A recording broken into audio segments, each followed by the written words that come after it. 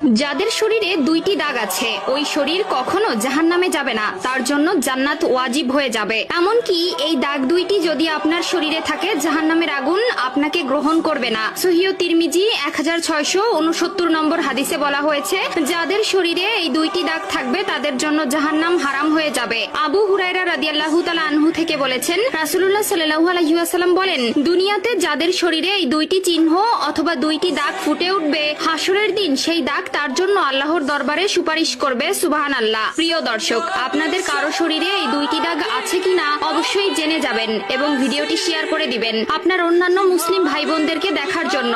হয়তো আপনার একটি শেয়ারে শত শত মানুষের কাছে পৌঁছে যাবে এই বার্তা। এই দুইটি চিহ্নের জন্য আপনি হয়তো হাসরে পার পেয়ে যেতে পারেন। প্রিয় ভাই বোনেরা, আমার শেষ নবীর উম্মত হয়ে যদি আপনি নিজেকে ভাগ্যবান মনে করেন অবশ্যই আলহামদুলিল্লাহ কমেন্ট করবেন। মুসলিম হিসাবে জন্ম নিয়ে সত্যি আমরা একটা ভাগ্যবান, আলহামদুলিল্লাহ। তো চলুন জেনে আসি কোন দুইটি দাগ যা কারো শরীরে থাকলে আল্লাহ তাআলা তাকে মাফ করে দিবেন। 1 নম্বর দাগ হলো, রাসূলুল্লাহ সাল্লাল্লাহু আলাইহি ওয়াসাল্লাম বলেছেন, যে ব্যক্তি জিহাদের ময়দানে আল্লাহকে খুশি করার জন্য, আল্লাহর দ্বীন কায়েম করার জন্য অথবা আল্লাহর সন্তুষ্টি অর্জনের জন্য যে ব্যক্তি শত্রুর মোকাবেলা করতে গিয়ে শত্রু পক্ষের আঘাতে তার শরীরে ছোট্ট একটা দাগও যদি হয়ে যায় তার জন্য জান্নাত ওয়াজিব হয়ে যাবে। এই দাগওয়ালা শরীরকে আল্লাহ তাআলা অনেক ভালোবাসেন। এই দাগ থাকার কারণে কিয়ামতের